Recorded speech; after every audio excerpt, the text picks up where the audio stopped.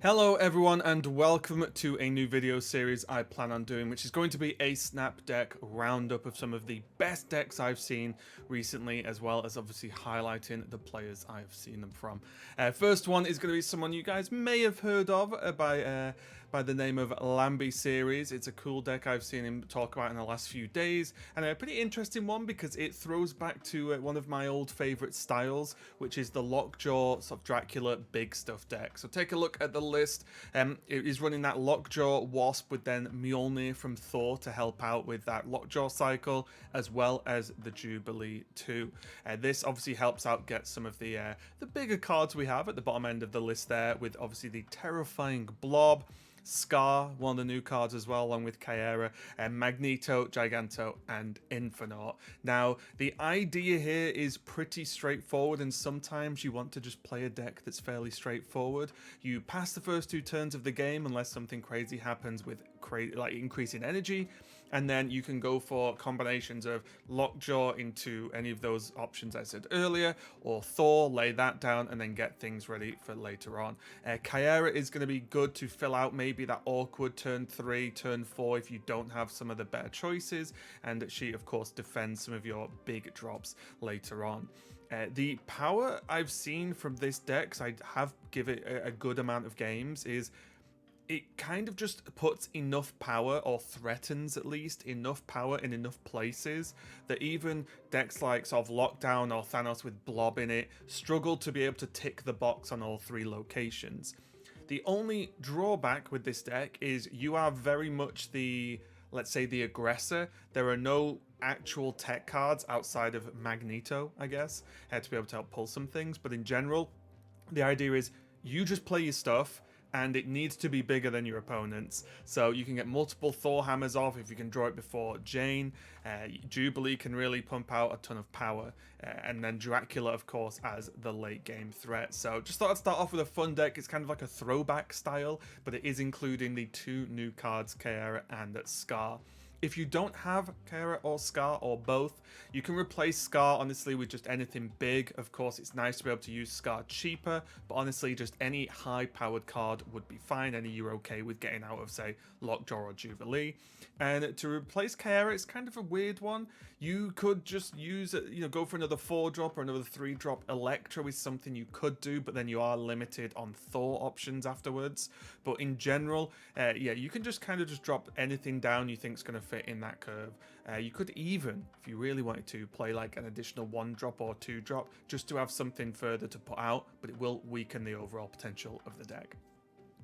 The next list, some of you may sigh for when I show you, you can see it here, is a Loki deck. Loki still very strong, and Desmond, I believe a Korean player, has climbed, what was it, to 39th place on the ladder nice and early with this list. And there are some interesting choices. So, of course, yes, we have the Loki package of Collector, the 1-drops that generate your cards and make them cheaper, Loki in there as well with Enchantress and Shang for tech options, but we also have Cosmo to help not only defend but also lock out some big problems, maybe even a Blob.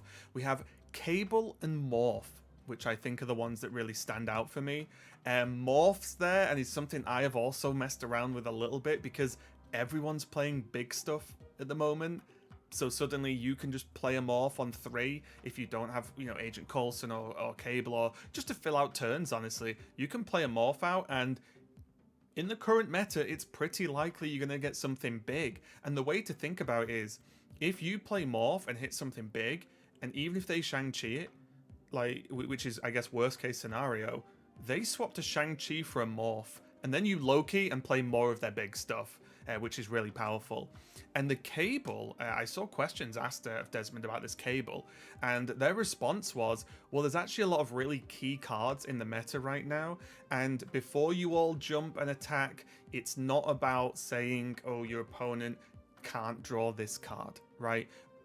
I know that you know that I know that you know that the whole argument of, well, anything Cable steals could be at the bottom of the deck in terms of the actual outcome of the game, but the important factor is the knowledge, right?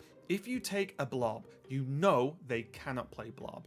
If you take a Miss Marvel, you know you don't have to worry about them playing Miss Marvel, and so on and so on. And there are a lot of real defining cards in the game right now that players really build around. And if you take certain options, same with the same old with like Shang-Chi, Enchantress, and so on, that knowledge is powerful.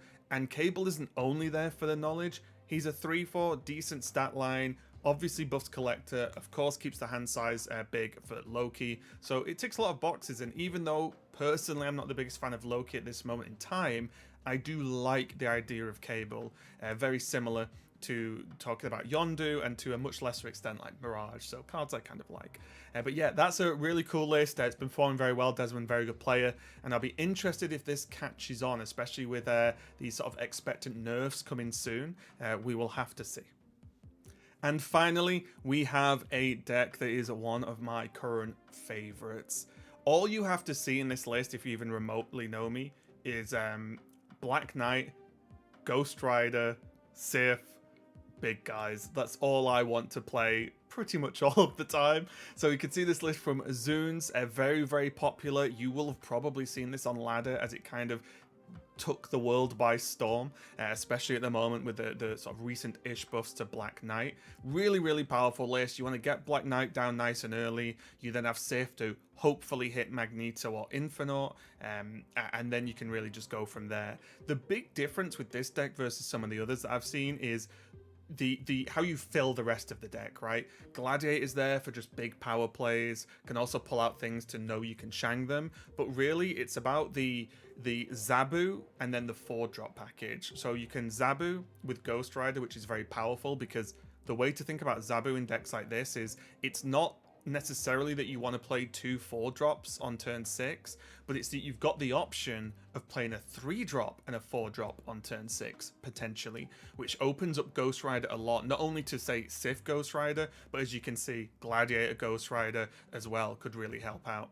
Of course you can just do the natural thing of just play Ghost Rider say on turn 5 and then build into stuff, because you'll also in a perfect world have the sword from Black Knight as well. So really, really nice build overall. The Miss Marvel's there to top it off, and I even think after the nerfs this is still a very, very valid build, because it is pretty easy to drop down multiple cards, have like 2 cards in each location, because you're running 2 1-drops, 2 2-drops, one of which can move anywhere, and then you know sort of naturally curve into them, and you can always put Sarah down somewhere to fill out that space. So really cool list.